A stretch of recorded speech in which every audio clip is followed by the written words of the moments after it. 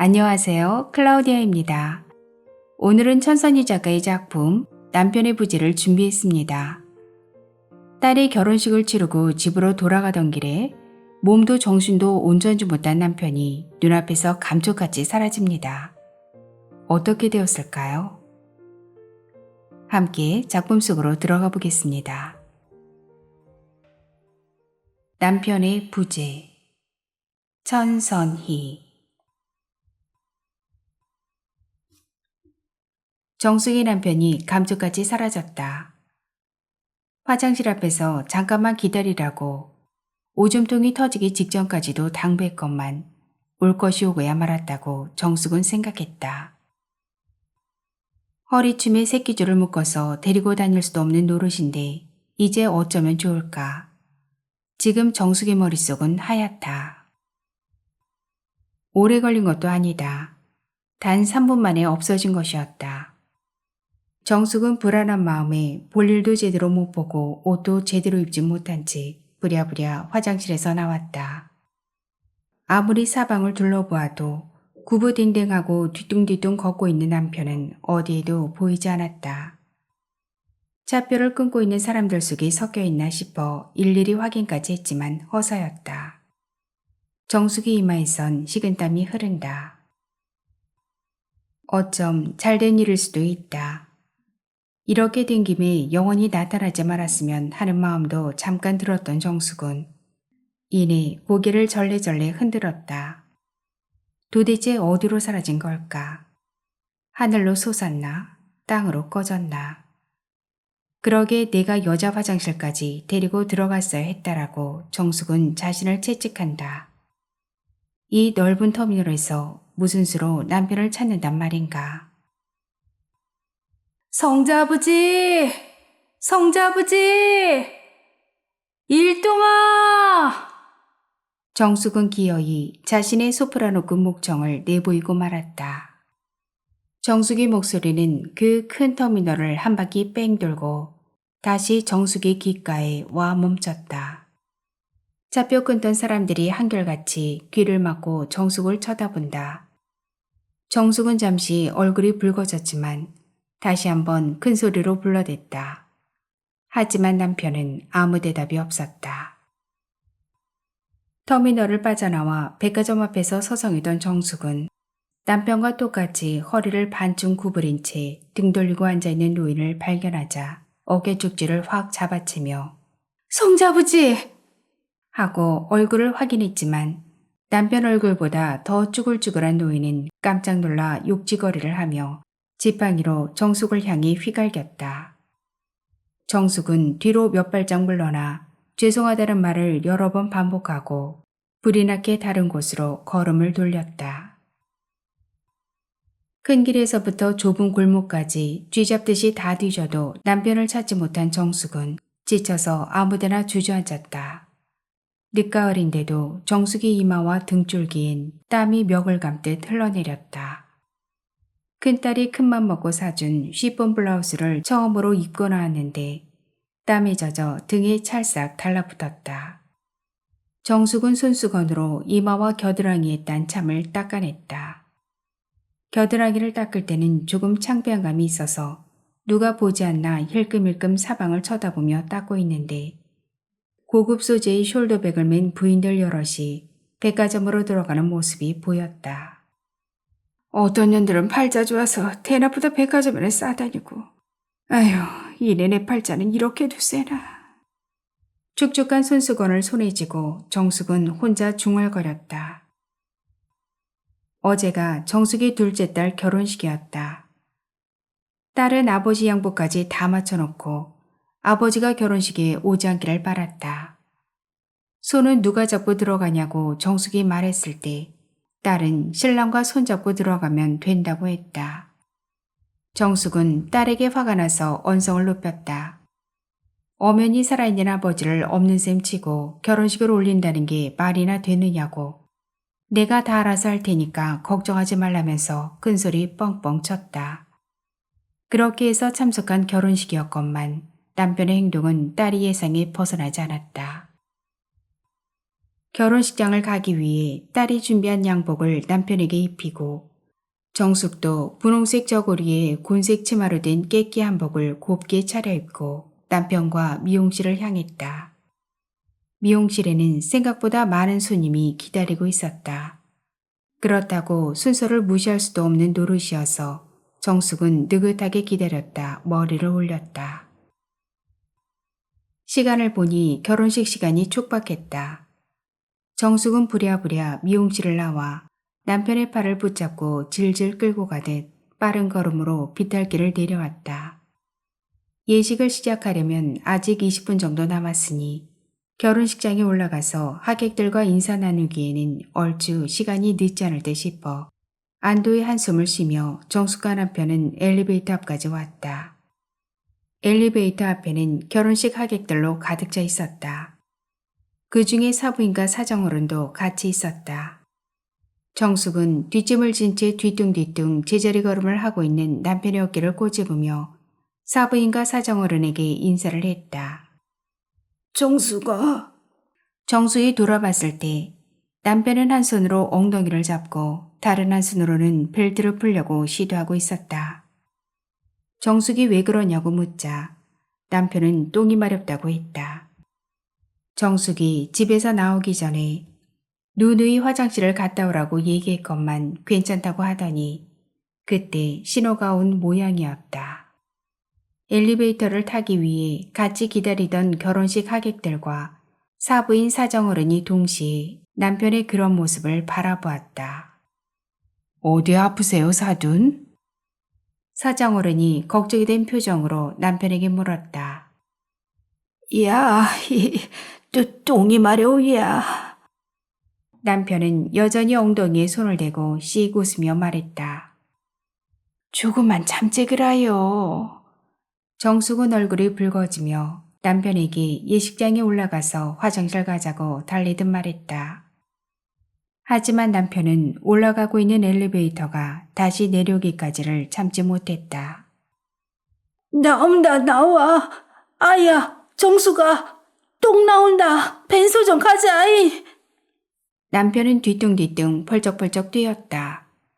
그리고는 잡고 있던 벨트를 기어이 풀고야 말았다. 양복 바지가 골반에 걸쳤다. 팬티가 보일랑말랑했다. 정숙은 옆에 있는 사부인의 얼굴을 쳐다보지도 못하고 고개를 숙인 채 남편의 어깨를 질질 끌고 화장실을 찾았다. 하지만 화장실은 아무데도 없었다. 남편은 계속해서 똥이 나온다고 중얼중얼거리고 있었다. 정숙은 미간을 찌푸리면서 발을 동동 굴렀다. 그때 큰딸이 예식장에서 내려왔다. 딸은 가까운 지하상가로 가자고 했다. 정숙은 딸을 따라가면서 남편에게 꾹 참고 있던 악다구니를 퍼붓기 시작했다. 썩을 놈의 영감탱이. 그때 병원에서는 죽어나 불지. 어설피 살아서 이것이 뭔 망신인가 모르겠네. 딸년 시집 보내는 데까지 와서 나를 무쇠시키고 말이오. 정숙은 한 손으로 눈물을 훔치고 다른 한 손으로는 남편을 질질 끌며 큰딸을 따라갔다. 엄마, 조용히 좀 해요. 엄마가 다 소문내고 있잖아요. 딸은 구지렁대는 정숙이 더 창피하다는 듯 소리쳤다. 정수가 못 참겠다. 나온다, 나와. 조금만 참으시오. 다 왔소. 정숙은 계단에서 주저앉으려는 남편을 억지로 일으켜 세웠다. 화장실에 다 왔을 때는 남편의 엉덩이 부분이 지도가 그려진 듯 누렇게 젖어 있었다. 계단 내려올 때 똥을 찔끔찔끔 재린 것이다. 정숙은 남자 화장실에 남편과 함께 들어가서 바지를 벗기고 변기에 앉혀놓았다. 남편은 변기에 앉기가 무섭게 찌르륵 소리를 내며 똥을 한 뭉탱이를 쏟아내고 정숙에게 신호를 했다. 바지에는 오면서 재린 똥물이 그대로 묻어 있었지만 딸의 결혼식은 마쳐야 했으므로 휴지에 물을 적셔 대충 닦고 화장실을 빠져나왔다. 소변을 보던 남자들이 변기에 몸을 바짝 대고선 정숙과 남편을 힐끔힐끔 쳐다봤다. 결혼식장에 도착했을 때는 사위와 딸이 식장 입구에 나란히 서 있었다. 정숙은 면사포를 쓰고 있는 딸을 곁눈질로 쳐다보았다. 딸은 울고 있었다. 정숙은 울고 있는 딸에게 미안하다는 말도 하지 못하고 남편을 끌고 신부쪽 부모석에 가서 앉았다. 사회자는 정숙과 남편이 자리에 앉자마자 바로 식을 진행했다.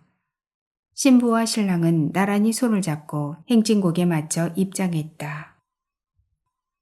남편은 결혼식이 진행되는 동안, 그러니까 주례사를 읊을 때도 사위에게 큰절을 받을 때도 사돈과 맞절을 할 때도 퇴장 행진곡이 나올 때도 입을 크게 벌리고 웃어댔다.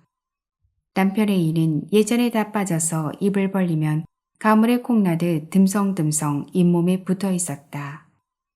고개를 들 수 없을 만큼 창피함을 느낀 정숙이 남편의 옆구리를 콕콕 찔러도 봤지만 남편은 아랑곳하지 않고 어떨 때는 혼자 흥에 겨워 엉덩이를 들썩거리며 손뼉을 쳤는데 그럴 때마다 남편의 엉덩이에서 똥냄새가 풍겨나왔다.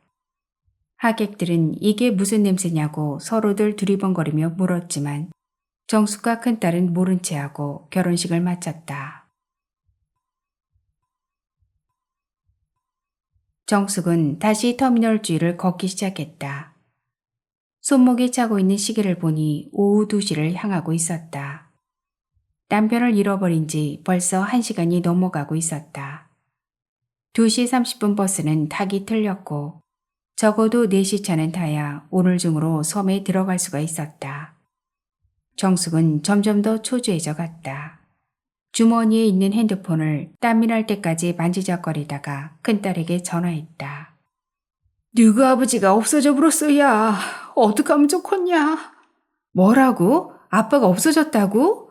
잠깐 사이에 도대체 어디로 가버렸는가 모르겠다, 참말로. 좀 더 찾아봐. 그 몸으로 어디 갔겠어. 터미널 안에 있겠지. 아니요. 백날 찾아도 안 보인다. 그러니까 내가 요양원 보내자고 했을 때 보냈으면 이런 일 안 생겼잖아. 내가 일어나러 올 줄 알았어. 딸은 정숙에게 마구 소리를 지르다가 다시 말을 이었다. 나 지금 바쁘니까 전화 길게 못해. 그러니까 조금만 더 찾아보다가 경찰서에 신고해. 응? 알았지? 정숙이 대답도 하기 전에 핸드폰은 먹통이 되었다. 정숙은 핸드폰을 다시 주머니에 넣고 생각했다. 그때 정말 그랬어야 했다고. 작년 여름인가? 여름이 다가고 초가을 때쯤인가? 정숙이 면사무소 공공근로를 갔다 왔을 때다. 하루 내내 떼약볕에서 풀베기 작업을 하고 집으로 돌아온 정숙은 남편을 찾았다. 하지만 남편은 보이지 않았다. 정숙은 남편이 갈 만한 곳인 집 뒤란과 텃밭을 둘러보았지만 남편은 없었다. 정숙은 몇 번 더 두리번거리다가 너무 힘들어서 책이 모자도 벗지 않은 채 거실 바닥에 누워 잠이 들었다. 그렇게 얼마쯤 지났을까? 한참 맛있게 잠을 자고 있던 정숙이 코끝에서 타는 냄새가 스쳤다. 정숙은 꿈이려니 생각하고 뒤척이며 계속 잠을 잤다. 하지만 그 냄새는 가시질 않고 점점 더 가까이 더 독하게 코끝을 자극했다. 정숙은 눈을 탁 떴다. 그리고 벌떡 일어나 가스레인지 쪽을 바라보았다. 남편이 혼자서 중얼중얼하며 반쯤 탄 종이컵을 가스레인지 위에서 싱크대 쪽으로 옮기고 있었다. 싱크대 위에는 그렇게 반쯤 탄 종이컵이 5개나 더 있었다. 정숙은 남편에게 지금 뭣하고 있느냐고 소리를 질렀다. 남편이 한다는 소리가 물을 데워서 커피를 타먹으려고 하는데 자꾸 주전자에 불이 붙는다고 했다. 정숙은 어이가 없어서 가스레인지 쪽으로 가보았다. 종이컵마다 정말 물이 반쯤 차 있었다. 물이 없는 위쪽만 시커멓게 타고 물이 있는 아래쪽은 멀쩡하게 물을 담고 있었다. 정숙은 기가 찼다. 성자아버지, 이것이 뭔 주전자요? 이것은 종이컵이요, 종이컵. 종이컵에 불을 붙이면 불이 나갔어, 안 나갔어? 이것이 뭔 종이컵이다냐? 이것은 커피 끓이는 주전자요, 주전자. 남편은 새 종이컵에 다시 물을 따르려 했다. 참말로 도대체 갈수록 더하요. 그러지 말고 우리 그냥 죽읍시다. 이렇게 살아서 뭐한다오. 정숙은 남편이 들고 있는 종이컵을 빼앗아 싱크대에 던졌다. 아니 내가 왜 죽는단가? 죽을라면 너나 죽어라. 남편은 그렇게 말하고는 다시 새 종이컵에 물을 담았다. 정숙이 아무리 종이컵을 뺏으려고 해도 남편은 구겨져 물이 넘치는 종이컵을 꽉 쥐고 놓지 않았다. 급기야 눈이 뒤집힌 정숙은 종이컵을 든 채 씩씩거리고 있는 남편에게 다가갔다. 그냥 죽으쇼. 이꼴 저꼴 보지 말고 그냥 죽어보란께. 죽어! 정숙은 양손으로 남편의 목을 졸랐다. 천천히 그리고 점점 세게 꽉 졸랐다. 남편의 얼굴이 빨개지다가 하얗게 변하기 시작했다. 그리고 정숙의 가슴팍에 손을 대고 정숙을 밀어내려고 애를 썼다. 남편이 그럴수록 정숙은 더 세게 조였다. 남편의 이마에 실핏줄이 터질 듯이 튀어나왔다. 남편은 캑캑 소리를 내며 거실 바닥에 주저앉았다. 정숙은 남편의 목에서 손을 떼고 미친 듯 뛰쳐나왔다.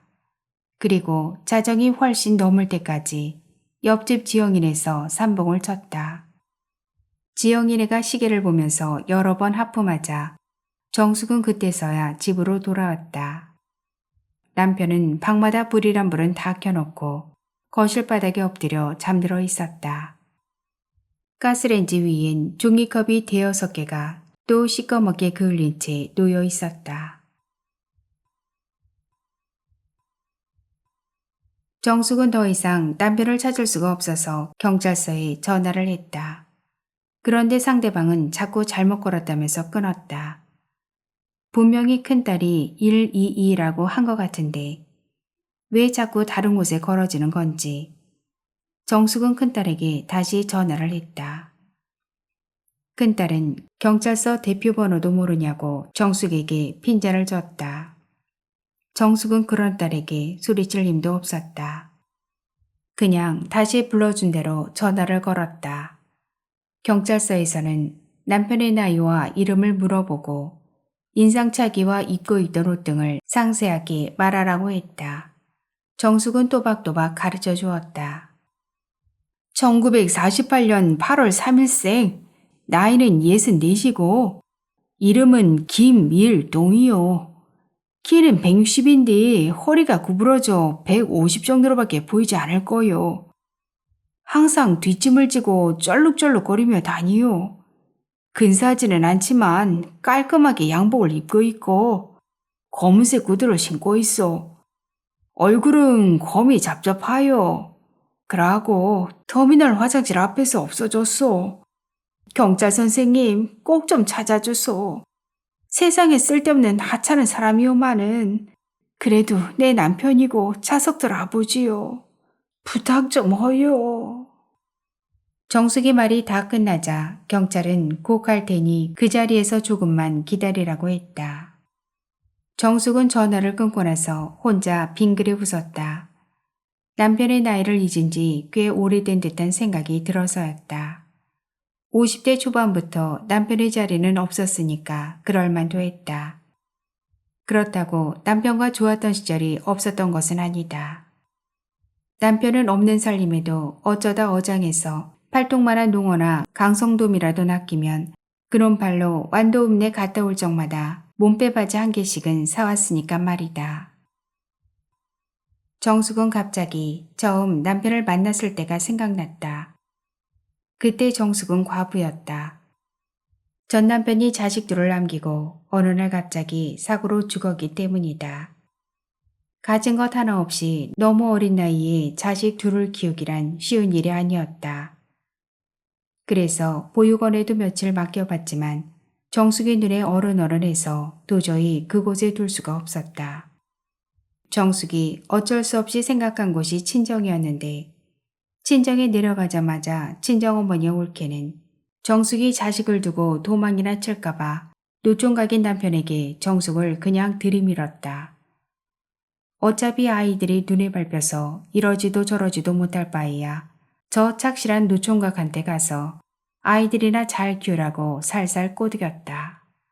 거기다 떡두꺼비 같은 아들이나 한 명 놔주면 그것만큼 고마울 것이 어디 또 있겠냐면서 정숙의 생각은 물어보지도 않고 아이들과 짐을 남편의 집에 다 옮겨놓고 한 말이었다.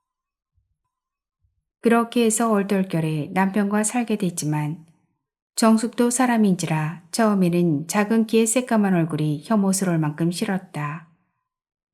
그러나 막상 살붙이고 살다 보니 어느덧 내 사람이려니 하는 마음이 점점 생겨나기 시작했다. 사람이 귀티나게 생기지는 않았어도 부지런했다. 바다 일이 없으면 논일을 했고 시간이 좀 남는다 싶으면 산에나 들에 가서 약초라도 캐오는 습관을 가지고 있었다. 내심 정숙은 저 정도 사람이면 내 새끼들 굶겨 죽이지는 않겠다 싶었다. 다음 해에 남편과의 사이에서 첫 아이가 태어났다. 아들이 아니어서 좀 아쉬워는 했지만 그래도 40이 다 되어 생긴 자식이라 남편은 혀로 침이 마르도록 딸의 얼굴을 핥아댔다. 정숙이 저지부족해 밥을 일찍 먹이게 되었는데 자신의 입속에서 밥을 꼭꼭 씹어서 아이에게 먹이면서까지 애착을 쏟았다. 그 아이가 이번에 결혼하게 된 딸이었다. 그 후로도 아이가 줄줄이 더 생기자 남편은 정숙이 데려온 자식들에게 점점 더 무심해져 갔다. 아이의 자기 자식만 챙겼을 뿐만 아니라 먹는 것까지 눈치를 주기 시작했다. 둘째가 편식이 심해 고기만 먹었다. 그래서 정숙은 고기 반찬만은 둘째에게 가까이 두었다. 그때마다 남편은 인상을 찌푸리며 고기가 담긴 그릇을 자신의 자식들 앞에 밀어넣곤 했다. 정숙은 그럴 때마다 부엌 한 귀퉁이에서 얼마나 울었는지 모른다. 형제간에 서로 다투기라도 하면 두말할 것도 없이 자신의 자식들만 감싸고 놀았고 데려온 자식은 저녁도 굶긴 채 내쫓을 때도 한두 번이 아니었다. 하지만 정숙은 입을 악물고 버텼다. 사실 어느 자식 편을 든다는 것 자체가 정숙 입장에선 의미 없는 일이었다. 이쪽 자식도 저쪽 자식도 다 정숙이 배합한 자식들이니 말이다. 다만 남편이 그런 행동을 할 때마다 처음 정숙에게 했던 말이 생각나 슬플 뿐이었다. 자식들 염려는 하지 마라. 내가 훌륭하게 키워줄 테니. 경찰차가 도착했다. 곧이어 경찰차 문이 열리더니 정경 몇 명과 함께 경찰 2명이 차에서 내렸다. 정숙은 두리번거리고 있는 경찰에게 신발도 제대로 신지 않고 손을 흔들며 뛰어갔다. 여기요, 여기! 신고한 사람 나요! 경찰은 뛰어오는 정숙에게로 다가와 신고자를 한 번 더 확인한 후 줄 서 있는 정경들에게 손짓으로 명령을 했다. 정경들은 신호를 받자 순식간에 흩어져 남편을 찾기 시작했다. 너무 염려하지 마세요. 별일 없을 겁니다. 그래야지요. 우리 남편한테 뭔 일 생기면 나도 못 사요. 내가 죄를 받는 단계요. 알겠어. 제발 좀 찾아주시오. 이제부터라도 잘할라요. 정숙은 울며 불며 경찰에게 매달렸다. 정숙이 여인으로서 한창이던 40대 초반의 나이에 갑자기 닥친 남편의 이상 증세를 받아들이는 데는 꽤 많은 시간이 필요할 시기가 있었다. 그때 김대중이 대통령이 되면서 태풍으로 다 쓰러졌던 선창이 새로 지어지고 방파제가 생기고 비포장도로가 포장되고 있을 무렵이었다. 동네 사람들은 김대중이 대통령이 되었기 때문에 이렇게 일이 술술 풀린다고 하면서 경상도에서 대통령이 나왔으면 가망 턱도 없는 일이었다고들 수군덕거리며 역시 대통령이든 국회의원이든 입원이 돼야 한다고 하면서 기뻐할 시기였다. 정숙이 집 앞에서도 건설회사 직원들이 도로를 내느라 분주하게 움직이고 있었다. 정숙이 집 앞은 원래 밭이었고 집터였지만 마을 사람들이 하나둘 서울로 상경하는 바람에 가구 입안이 빈집으로 남아있었기 때문에 다 쓸어 없애고 동네 한가운데로 길을 만들고 있었던 것이다. 아줌마, 물 한 모금만 줘요. 도로 작업을 하던 한 남자가 마당에서 빨래를 널고 있는 정숙에게 말을 건넸다. 뭐요? 물 말하는 거요? 정숙은 정확히 무슨 말인지 알아듣지 못해서 한 번 더 확인했다. 네, 회사에서 가져온 물이 다 떨어졌네요. 인부들이 목이 타서 일을 못하고 있어요. 아따, 그러면 안 되지요. 이쪽으로 오시오. 여기 물 실컷 있으라. 정숙은 선심 쓰듯 냉동실에 얼려놓은 얼음까지 가지고 나와 차가운 물에 동동 뛰어 인부들에게 주었다. 그 후에도 공사가 끝날 때까지 정숙은 물당번을 자처했다. 그러면서 남정네들과 사심없는 말들을 했고 노골적인 장난도 오고 갔다. 정숙은 감나무 밑에 앉아 먼 산만 바라보고 있는 남편은 아랑곳하지 않았다. 뭔가를 바라보고 있고 듣고는 있지만 질투를 한다거나 고함을 치는 일은 없었기 때문이다. 그래서 정숙은 남편의 눈치 따윈 보지 않았다. 며칠 동안 계속됐던 이쪽 공사는 마무리가 됐다. 인부들은 다른 마을로 이동을 한다면서 정숙에게 그동안 고마웠다는 인사를 하고는 공사할 때 썼던 연장들을 모두 트럭에 싣고 있었다. 정숙은 그런 광경을 보면서 서운한 마음이 가시질 않았다. 몇 년 동안 남정네라고는 모르고 살던 정숙에게 여자로서 아직 살아있음을 일깨워준 인부들이었기 때문에 더했다. 출발할 준비를 다 끝낸 인부들이 운전사에게 신호를 보내자 운전사는 트럭에 시동을 걸었다. 그런데 시동을 걸던 운전사가 갑자기 시동을 다시 껐다. 트럭 위에 타고 있던 인부 한 명이 트럭의 앞쪽을 툭툭 치며 잠깐만 기다리라고 했던 것이다. 그러고는 트럭에서 내려 정숙이 있는 곳으로 달려오더니 정숙의 두 손을 꼭 잡으면서 잘해줘서 고마웠고 꼭 이번 여름휴가 때 다시 오겠다고 약속을 한 뒤 허겁지겁 트럭 뒤로 올라탔다. 정숙은 순식간에 일어난 일이라 어리둥절해하며 멀어져가는 용달을 바라보며 손을 흔들었다. 그해 여름, 그 남자는 같이 일하는 직원들과 정숙의 집을 찾아왔다. 그리고 며칠 동안 정숙의 집에서 잠을 자고 낚시를 했다. 남편은 흐리멍텅한 동공을 하고 북적거리는 손님에게 커피 한 잔만 주라고 졸라댔다. 그럴 때마다 정숙은 눈웃음을 치며 약간 치매기가 있으니 이해하라고 손짓을 하곤 했다. 휴가 마지막 날 정숙은 그 남자와 잠자리를 했다. 남편을 큰 방에 가둬놓고 정숙과 남자는 작은 방에서 일을 보았다. 큰 방에서 문 두드리는 소리가 여러 번 났지만 아랑곳하지 않고 미래를 즐겼다. 정숙은 꿈만 같았다. 얼마 만에 맡아보는 남자의 체취인지 몰랐다.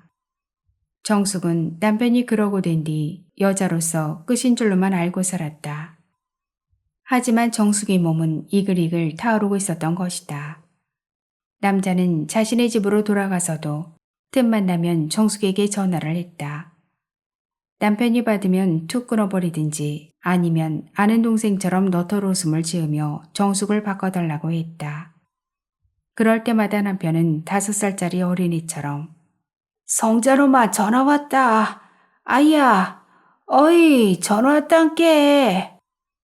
한술을 마구 흔들며 텃밭에 있는 정숙을 불러댔다. 몸이 말을 듣지 않고부터 남편은 누구한테든 전화만 오면 얼굴이 밝아졌다. 대부분 하는 말은 누구요? 그라요? 그란다오. 나 백수건달이요. 금방 오요. 쪼까 기다리시오. 이 정도가 다였지만 남편이 듣고 말할 수 있는 유일한 통로였기 때문이다.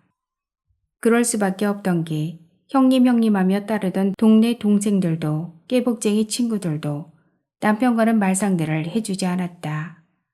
어쩌다 마을 어귀를 지나가다 남편과 마주치기라도 하면 남편을 얼리고 달래듯 머리를 쓰다듬거나 헛소리한다고 피해버리곤 했다.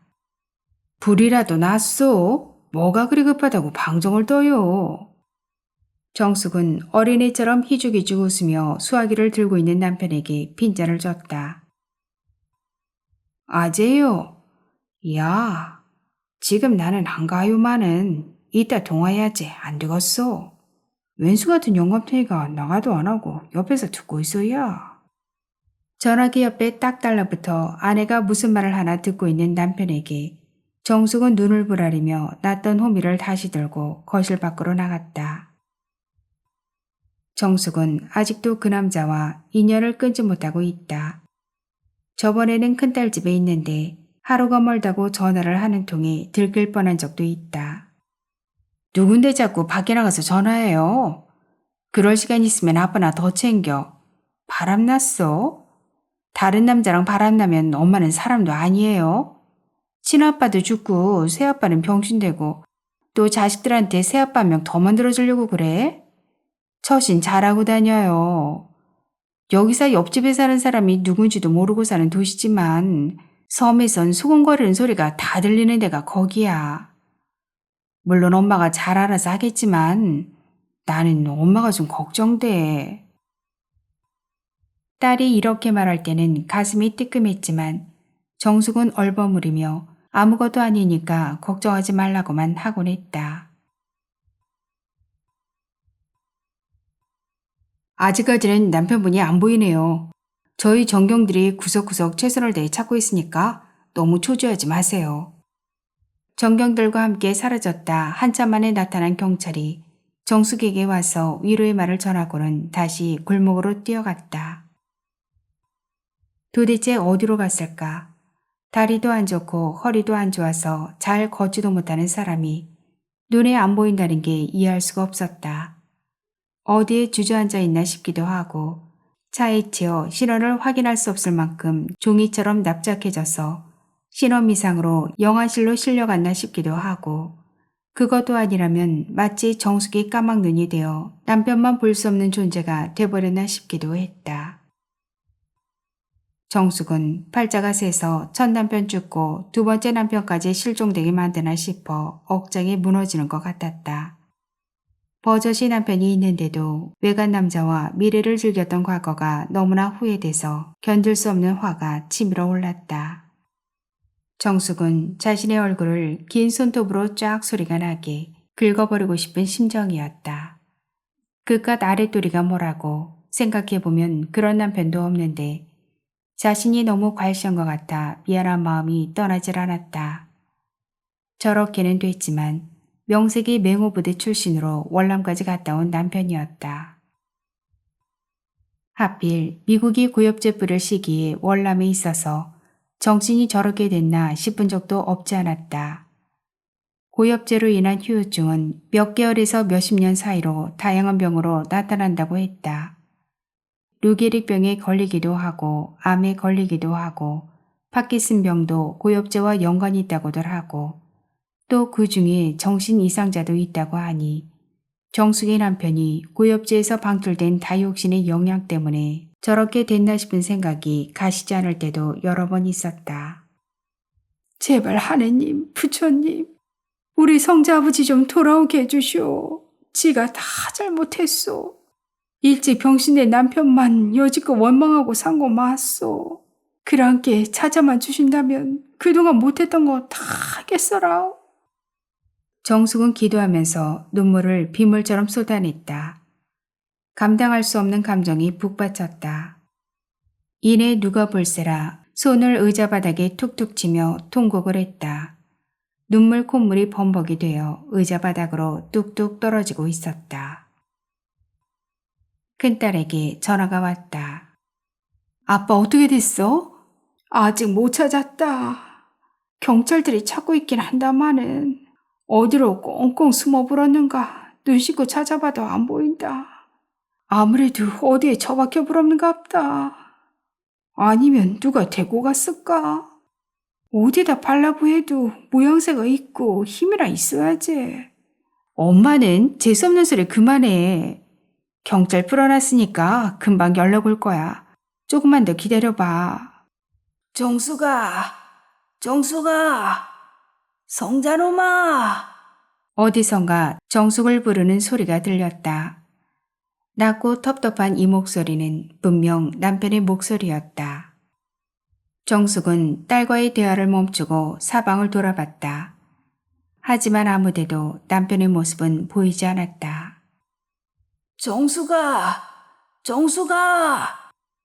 또다시 들려오는 이 목소리. 정숙은 의자에서 벌떡 일어나 신발을 신고 희미하게 들렸던 곳으로 귀를 기울이며 소리를 따라갔다. 그래도 남편은 정숙의 눈앞에 보이지 않았다. 정숙은 이제 헛소리까지 들린다며 손으로 머리를 치며 찻길 건너편을 바라보았다. 아이야, 너그 아버지, 저기서 온다이야. 저 위험한디. 어째야, 스카이. 전화 끊어봐라. 너그 아버지가 찾기를 막 건너고 있어야. 남편은 반쯤 허리를 구부리고 뒷짐을 진 채 뒤뚱뒤뚱 찾기를 건너오고 있었다. 정숙은 전화를 끊고 남편에게 소리쳤다. 성자아버지, 거기서 멈춰요. 거기는 길이 아니라. 잠깐만 기다리란 게요. 차가 왔다 갔다 안 와요. 거기는 찻길이요. 사람이 다니는 길이 아니단 게요. 기사 양반들 차 좀 세워보란 게. 저러다가 사람 깔려 죽겠네. 어째스까이. 기사들은 클락션을 빵빵거렸다. 창문 너머로 욕짓거리를 하는 기사도 있었다. 저 병신 같은 영감 죽으려고 환장했나? 바빠 죽겠는데. 뭐시여?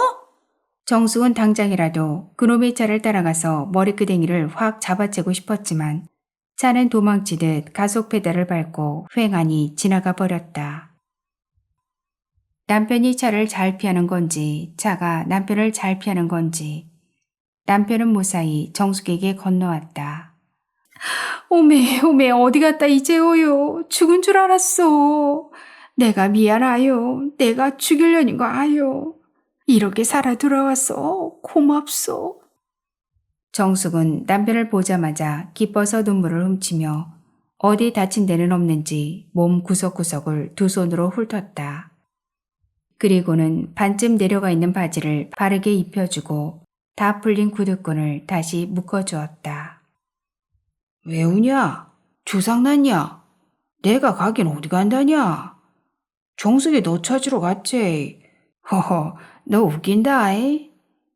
남편은 언제 무슨 일이 있었냐는 듯 예전과 똑같은 말투로 정숙에게 말했지만 부들부들 떨고 있는 다리와 이마에 흐르고 있는 땀방울이 얼마나 헤매고 다녔는지를 가르쳐주고 있었다. 집으로 갑시다. 막배는 다 걷어. 정숙은 더 이상 아무 얘기도 하지 않고 남편의 손을 꽉 잡고 터미널을 향해 걸어갔다. 낭독은 여기까지입니다.